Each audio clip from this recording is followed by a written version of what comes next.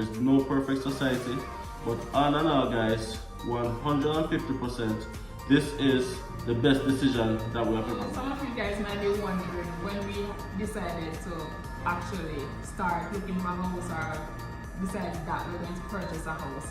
I decided from January of this year that yes, by the end of this year, 2023, we were going to buy a house.